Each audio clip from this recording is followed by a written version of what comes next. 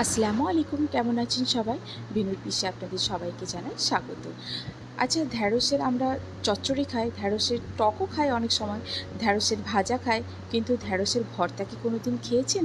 আজকে সেটাই বানাবো। চলুন তাহলে রেসিপিটা শুরু করা যাক। নিয়ে নিয়েছি এখানে ঢ্যাঁড়সটাকে আমি ভালো করে ধুয়ে পরিষ্কার করে নিয়েছি। আচ্ছা, ভর্তাটা কিন্তু বানাবে আমার বাবা। ঢ্যাঁড়সটাকে ভালো করে ধুয়ে নিয়ে এবারে জল ঝরিয়ে নিয়ে দুপাশটা ভালো করে কেটে নিয়ে এরকমভাবে একটু বড় বড় করে পিস করে নেব। গোটা ঢ্যাঁড়স যদি ছোট ঢ্যাঁড়স হয় তাহলে গোটাও করতে পারেন সেদ্ধ, তবে গোটা ঢ্যাঁড়স যদি বড় হয় তবে তখন মাখতে অসুবিধা হবে বা দেখতেও খারাপ লাগবে। তাই ঢ্যাঁড়সগুলোকে এইভাবে ছোটো ছোটো করে কেটে নিতে হবে। নিয়ে আর ধোয়ার কোনো দরকার নেই, দিয়ে দেবো এতে সামান্য করে জল, কেননা ঢ্যাঁড়স থেকেও জল বেরোবে, তাই জলের পরিমাণ খুব বেশি না দিলেও চলবে, মোটামুটি ঢ্যাঁড়সটা সেদ্ধ হওয়ার মতো। দিয়ে দিলাম এখানে প্রয়োজন মতো লবণ, আর কোনো মশলা দেওয়ার দরকার নেই। এবারে চাপিয়ে দিলাম সেদ্ধ হতে, এটা ঢাকনা দিয়ে দেবো, সেদ্ধ হতে খুব বেশি সময় লাগে না। দিয়ে এবারে আঁচটা কিন্তু মিডিয়ামে রেখে সেদ্ধ করতে হবে। এই যে দেখুন সেদ্ধ হয়ে গেছে ঢ্যাঁড়সটা আমাদের, একেবারে একদম জল নেই, জলটাকে একেবারে শুকনো করে নিতে হবে।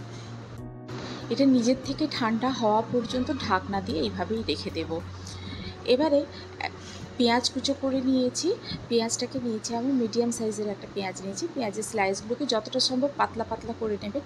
নিয়ে এবারে দুটো লঙ্কা, পোড়ানো লঙ্কা নিয়েছি, নিয়ে এটাকে নুন দিয়ে ভালো করে দলে নেওয়া হচ্ছে।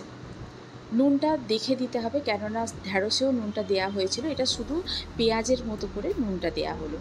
দিয়ে ভালো করে লঙ্কাটা মলতে হবে। এই যে বাবার এই যে লঙ্কা মলা, এই শুধু লঙ্কা মলা দিয়েই কিন্তু আপনি ভাত খেয়ে নিতে পারবেন। দিয়ে পেঁয়াজটাকেও লঙ্কার সঙ্গে একসঙ্গে মাখিয়ে দেওয়া হলো। এবারে পেঁয়াজটাকে খুব ভালো করে মলে নিতে হবে। বাবা বলেন যে পেঁয়াজটা যতটা ভালোভাবে মলা হবে ভর্তাটাও ততটাই টেস্ট হবে, যেন পেঁয়াজ থেকে পেঁয়াজের রসটা বেরোয়। এবারে দিয়ে দেবো এখানে সর্ষে তেল, আমরা ব্যবহার করছি এখানে কোল্ড প্রেসড সর্ষে তেল।